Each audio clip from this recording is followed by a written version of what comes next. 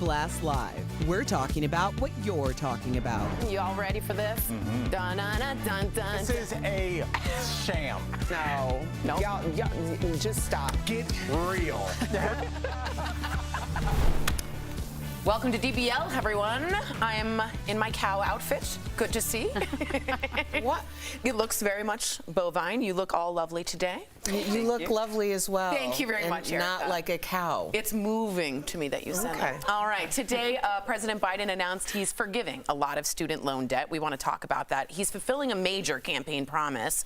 So here's the deal. The plan would forgive up to $10,000 in loans for people who make $125,000 a year or less. He's also expected to extend the pause on student loan payments until January.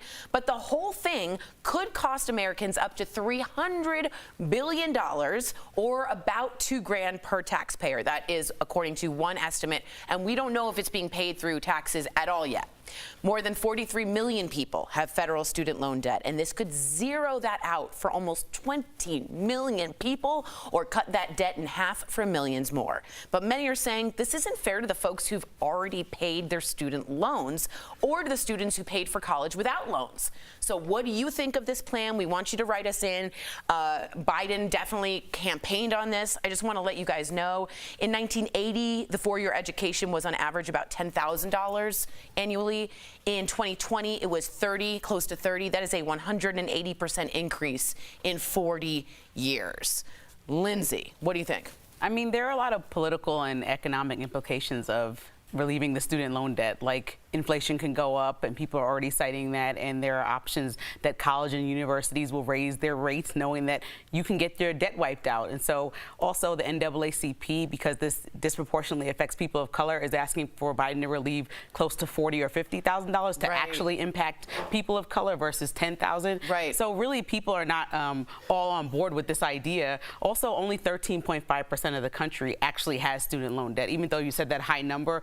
Compared to the whole country, that's not the #1 issue. So heading into midterms, people are kind of confused about why this is so pressing to get done. I know he promised it, but then it also feels like it's a very political move. So people are just really, I think, confused about how this will actually impact us, especially with the economy so flighty right now. Interesting. What's your take? Well, I just paid off my student loan last month. Yeah, Thank you. It only took 20 years. And I have no issue with student loan forgiveness at all. I don't think that $10,000 is actually enough, and I think we really need to look at why universities and colleges are so expensive. It was about the idea that this higher education was for a certain demographic, and certainly not for people of color, and certainly not for women. So by making it more expensive, it kept the exclusivity. Then we came up with these grants and loans. A lot of, in the beginning, were not taken by really anyone. My mother was able to go all the way through to get her EDD and get her doctorate based on the grants that she was given, which a lot of grants and loans go unclaimed. This is something I continue to tell people. The fact that we are in a society where you can Google almost anything and there's so much unclaimed money for university is insane to me. But yes, it was about accessibility, and I think really what we're looking at are situations like School of Education. School of Education in this country, enrollment is down. Why is it down? Because you cannot pay $27,000, $30,000 a year for university and then graduate and make $30,000 a year. And live, it doesn't make any financial sense. So if you want to continue to have a workforce that is educated in order to do the basic things that we need, like, I don't know, teach our children, then yes, we're going to have to come up with something in order to alleviate the student debt. I agree with you, and I know he is going to say with people with Pell Grants, they are getting more forgiveness. I wish it was a little bit more. 10,000 is not huge for that many people. It is a big break. But who's making all that money, really? The schools, the banks. For me, it feels like perfect time at midterm to get an enormous voting block of 18 plus who can go to the polls and say, thank you. Thank you for lifting me out of a place in which I was already starting behind and not at an equal playing field. I also think it's important that he promised it and that he makes good on it. I do hope he makes good on even more, though. All right, let's talk about this. Here's a question for you. Who are the gutsy women in your life that inspire you the most? Tori, Erica, and Lindsay. What? Who said that? Hillary Clinton and her daughter Chelsea are out with a new show, and it's called Gutsy, and they're chatting with the gutsy stars they say inspire them. They're also talking about the gutsiest things they've ever done. So let's take a listen to them. You have a marriage that has been on public display since the beginning. You said the gutsiest thing you ever did was stay in your marriage. That doesn't mean that's right for everybody. To throw someone's life away when people really do make changes, I just believe in second chances. My mother needed rehabilitation, not prison. Your survival is your power. Wow. The show premieres September 9th on Apple+. What do you think of what Hillary said? I want to break it down first she said the gutsiest thing she ever did was to stay with Bill. Some would say running for president was an enormous thing, an achievement. What do you think about that? I mean, to each their own. From my perspective, who was also not her, I would say it's gutsier to probably put yourself out there and be vulnerable in any way she did, like run for president, like you said, or, you know, the multitude of things she did, run New York. You know, there's plenty of things that she's done. And so if she feels like staying with him, maybe there were other things besides just like actually staying in the relationship. Staying in the relationship and then still deciding to pursue her political ambitions is a whole other thing, because now you're not only getting criticized as a woman who wears suits, you're getting criticized as a woman who stayed with Bill that wears suits. Exactly. And maybe that's because it wasn't in her plan, and becoming president was, so maybe that was what was gutsy about it. What do you think of Hillary?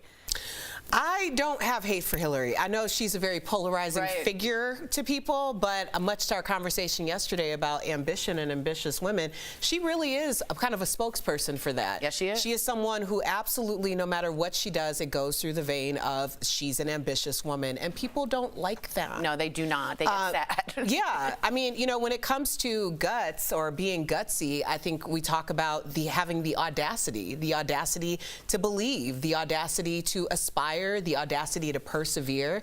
And when we're talking about women, that's something that we are just as a society becoming comfortable with that idea. That's very true. What do you think gutsy means to you? And could you give us an example of someone who really inspires you for their guts?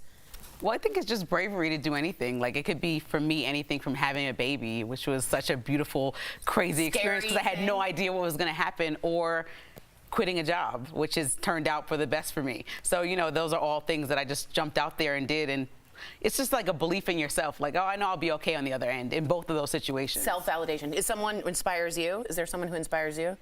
Oh my God, there's so many people. I could start with like my mom, who was just here. She just left this morning. You know, like that's the number one person. Yeah. Susan, what about you? What does gutsy mean to you, and who is someone that you look towards? Well, I go back to having the audacity, but I'm also in a very unique and privileged position because my whole brand is the comeback, and every week I get to talk to someone on my podcast who's a testimony teacher or an expert, and it's really about the story of their setback season and what inspired them to continue on. So it's like, for me, it's like my life's work, and I would never want to say like one person, because I'm inspired every day by people. For you, it's almost like the guts is to come back. The coming back is the gutsy part. Right, especially, you know, and public failure looks very different to a lot of different people. Yeah. Public failure for a lot of people is just the idea that everyone in your circle knows. Yeah, wow, that's so interesting. I think I would have to go with gutsy with someone like, I always think of Malala. Malala Yousafzai is someone. And she's grown now. I just saw a video of her. I was like, oh my gosh. She's like a woman. She is. I was like, wow. Right, I believe maybe they can check. I think at 12, the Taliban came, shot her in the face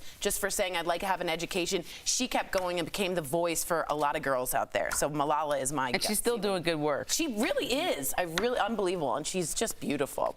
Coming up on DBL, is it possible to post about your kids too much on social media? Why some are thinking twice about sharing those back-to-school photos. And J-Lo wears 3 dresses for her big wedding weekend with Ben. Did we expect anything else? Let's talk about it.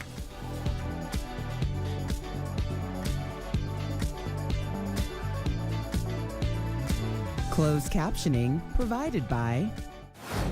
I think it is one of those stories we're all going to be like, what? So raised you. Why am I right all the time? Welcome to another week of Jeff's Mustache. Am I going crazy?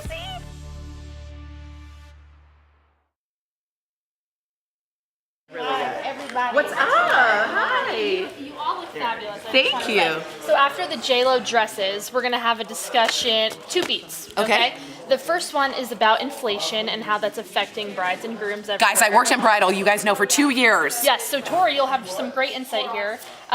You're going to discuss, inflation is doubling some newlyweds' budgets. Jeez. So they're going to have to cut their guest list in half after already inviting people. I saw somewhere that their budget was like $50,000. Sorry, Tiffany. Just a moment, Tiffany. I'm like, Good morning. How y'all doing? What's good? What's good? We're doing some touch-ups right now. As you guys see, we have a beautiful color palette too. Lindsay's in this beautiful blush tone. Erica's in this gorgeous neon orange. And then Tori's bringing it home with this Kansas good home feeling of a good old American cowgirl moment. It's very much a vibe.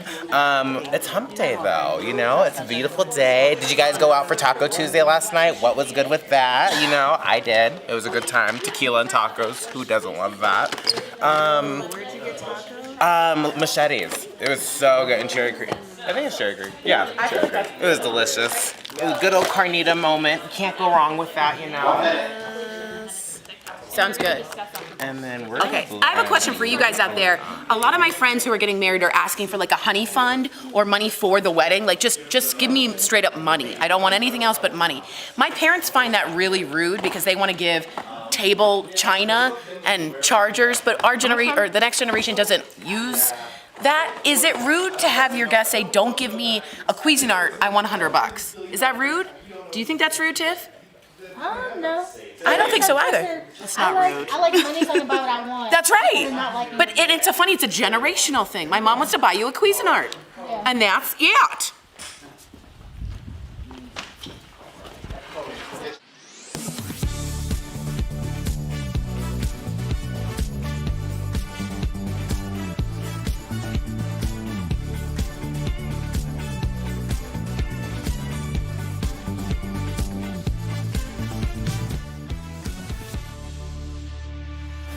Welcome back. It's been 3 seconds since we've discussed J-Lo, so we're going to discuss it now.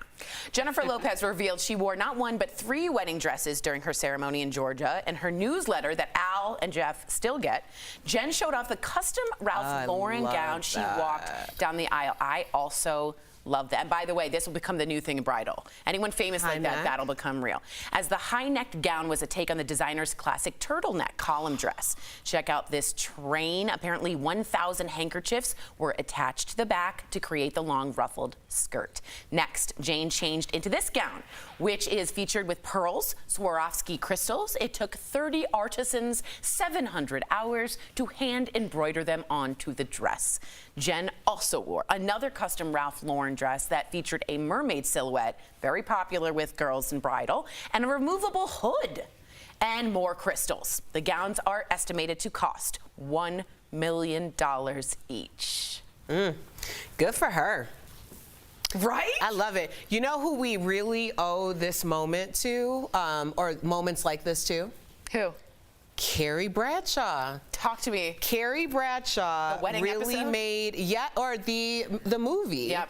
The whole Westwood. Exactly that spread and the multiple looks, and hey, there's a lot of wedding gowns out there, and someone has to wear them. That's exactly right. I was in bridal for a couple of years. I'm very proud of it. And just so you know, many women like to do the very formal, and then they change into they call a party dress, which I didn't do, and I'm a little bit jealous. I didn't. Would you have changed?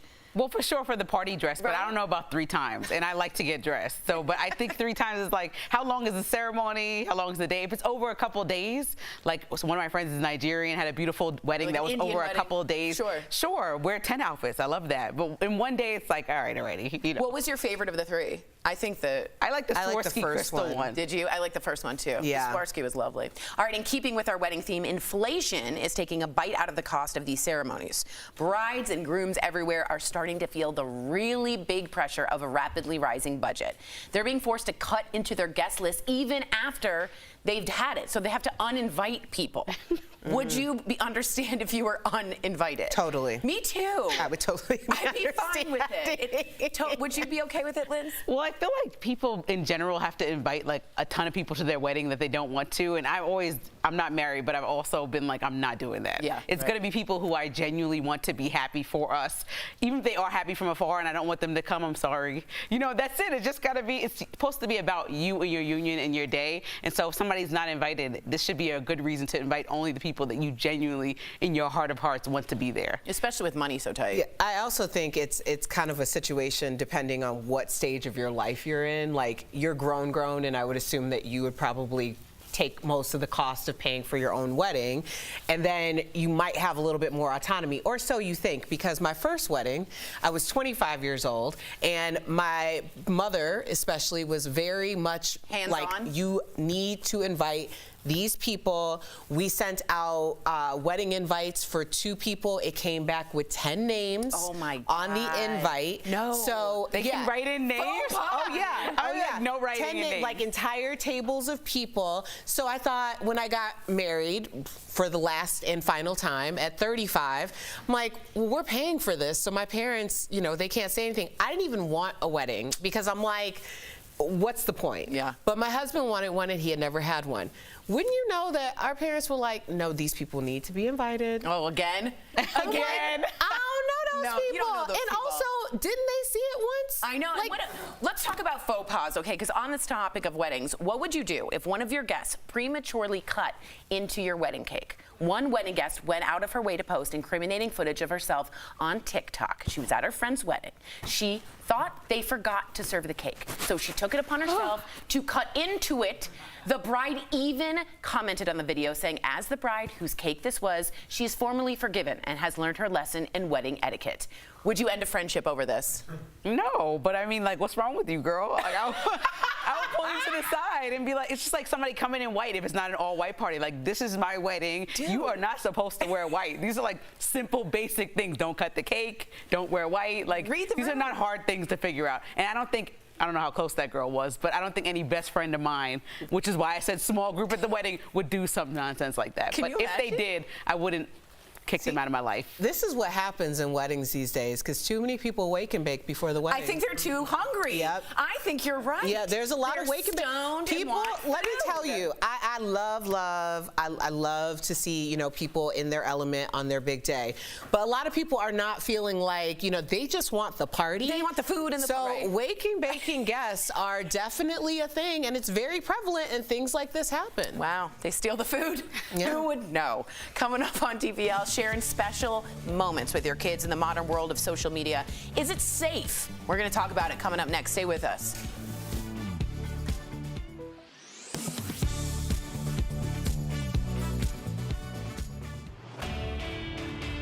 The 2.5-year pause on federal student loan payments is set to expire in a week. On September 1st, millions of Americans will need to resume paying off that debt. That is, unless the Biden administration extends the pause, which it may do this week. So we're verifying some fast facts on federal student loans. Our sources are the Congressional Research Service and Mark Kantrowitz, a student financial aid expert who has written 9 books on planning and paying for college. As of March 31st, about 45 million people owed a total of more than $1.6 trillion in federal student loan debt. That's according to this CRS report. 16% of borrowers were 24 years old or younger. 64% were between 25 and 49, and 20% were 50 or older. As for how much people owe, 15 million people owe $10,000 or less. 21 million people owe more than $10,000 but less than $50,000. And about 9 million people owe more than $50,000. President Biden has previously floated the idea of canceling up to $10,000. So if that were to happen, assuming there's no income cap, that would totally eliminate student loan debt for 15 million people, a third of all borrowers. So we drilled into those numbers a bit further, using Department of Education data. With no income cap, canceling up to $10,000 of student loans would completely eliminate debt for 294,000 Virginians, more than 230,000 Marylanders, and nearly 29,000 people living in the district. As for what that would cost the government, so if everybody gets up to $10,000 of loan forgiveness, it would cost more than $375 billion.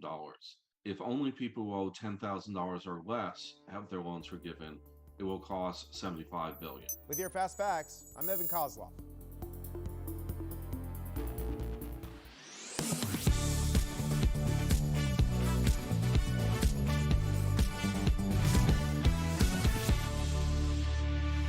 Welcome back. All right, some parents are not shy about sharing pictures of their kids on social media, and celebrities are no exception. Vanessa and Nick Lachey were among many stars sharing snaps of their kids going back to school. Gabrielle Union showed off her daughter's new back-to-school do on Instagram. Her 3-year-old even has her own account. Kavya James is everything. Other celebs like Chrissy Teigen regularly post pics of the kids all over social media, but a new study suggests that so-called, new word alert guys, Sharington, or is that right? Sharingting, or parents oversharing the pics of their kids can be actually harmful. The post can leave kids vulnerable to online predators, and there's also the issue of consent, given that kids don't actually often have a say on whether they want their images plastered everywhere. So I know, for instance, like Kristen Bell, Dax Shepard, they post a lot, but there's always a big emoji over the face of the kids. I think Amy Schumer, I believe, might be starting to do this with her kid Jean. What do you think about this? I don't have a problem with whatever parents decide is how they want to share their children. Right. At the same time, I have been guilty of muting accounts because that's not why I'm following you. Right. No, I'm being very serious. Like, you know, there is kind of this contract that you're like, oh, I'm following you because you post things like this. And then if you change that content and it's like aggressive, then yeah, I'll mute it. Kid. Right. Yeah. Right. Because I also feel weird about constantly being in every moment. Like, I'm not even in my like my nieces and nephews' lives like that. Like, That's I don't, fair. you know. That's fair. Kinsley, what do you think about Kinsley? Are you gonna? I mean, I didn't tell anybody, including y'all, I was pregnant till I was 6 months pregnant. So I don't have a problem not showing anything going on. And everyone says online, like, where's the baby? Like, I showed her she's 1 year, but then I showed her before that, like, at 6 months. Right. I showed her on The View one time. You know, it's just like she's not really in, like, I don't take that many pictures for Instagram. I take pictures for us. We have like an actual camera where we have a photo album. And so, you know, we're trying to cherish some of those moments and make those old videos like our parents did. Like I could pop in a tape anytime and watch like the full Christmas and all the spills that happen and the craziness and the kids laughing and crying. So I think that's a lot of what the videoing is for. And since some people don't like own a traditional video camera, a lot of things happen on social media and then hopefully is getting saved somewhere else besides Instagram. Yeah, I think it's also about the consistency. Like, you weren't oversharing your personal life in general, right? That's just my personality. So I think that's another thing, when people aren't sharing their lives and then all of a sudden they have children and they're oversharing everything. Like, that's when it feels a little weird to me. Like, if I was following along the journey of your life because that was the content, then it makes sense that I'm following along with this journey, right? But you all of a sudden have a child and then that's all you post. Right. Then it feels inconsistent. Yeah, I know what you mean. Also, the ones where they put the little stuffed animal and they go 1 month, 2 months. Oh my God. 3 months, and I had those 4 blocks months, and I was just like, I never did it. I just don't have the time. And then also my friends who get their kids full dressed every day, like Kinsley is in a onesie like 9 times out of 10. I don't have the time. Like, this is just how you're looking today. Yeah, this is what's happening. My mom was here this whole week, so that's why she was dressed all week for her birthday To week. the nines. Yeah, to the nines, literally. Oh, Susan, we love you. We'll be right back. Promotional consideration is brought to you by Court records reveal FBI agents took 11 sets of classified records from former President Donald Trump's Mar-a-Lago estate during a search on August 8th. In a post on Truth Social, a social media platform that he founded, Trump claimed that the documents were all declassified. The former president's comments prompted several of our viewers, including Beverly and Carol, to ask, can the president declassify documents? So let's verify. Our sources are the U.S. Constitution, Executive Order 13526, Kel McClanahan, Executive Director of the National Security Counselors, a nonprofit public interest law firm, and Richard Immerman, professor and historian at Temple University. According to our sources, a president does have the authority to declassify documents while they're in office, but it isn't a formal process. Let me walk you through the levels of classification in the U.S. government and when presidents can and cannot exercise their power to declassify government records. The 3 levels of classification in the U.S. government are confidential, secret, and top secret. National security expert Kel McClanahan says the classification assigned to a document dictates the level of damage that its release would cause to the national security of the United States. According to the National Archives, a select group of government officials have classification authority, including the president, vice president, and agency heads. But let's focus on the president. The Supreme Court ruled the president's power over classified information comes from executive authority granted by the Constitution. A sitting U.S. president has wide-ranging authority to classify and declassify certain documents, but a former president does not. To classify a document, a sitting president has to make a plausible argument that it's related to national security, according to McClanahan. But he says there isn't the same requirement for declassifying documents. He doesn't have to give any reason for declassifying it. He can just say, I decide that this should be declassified, and it's declassified. According to our sources, there isn't a formal protocol the president has to follow in order to declassify government information. But historian Richard Immerman says there is an informal one that presidents generally follow. First, the president consults all departments and agencies that have an interest in a classified document. They provide an assessment as to whether the document should stay classified for national security reasons, and if there's a dispute among the agencies, they debate it. But ultimately, it's the president that makes the decision on declassification. So we can verify, yes, a president can declassify documents, but there isn't a set protocol that they have to follow. So what about the documents found at Trump's Mar-a-Lago estate? Well, there are other federal laws that bar a former president from taking government documents, regardless of whether or not they were declassified. With your Verify, I'm Ariane Till. Are you skeptical of headlines and what you see on social media? We are too. The Verify newsletter helps you distinguish between true and false information by answering your questions. It provides fast facts on trending topics, spotlights major stories, and even includes a daily fun fact for all those trivia buffs out there. Get Verify's fast facts delivered every weekday to your email inbox. Go to verifythis.com/email to check it out.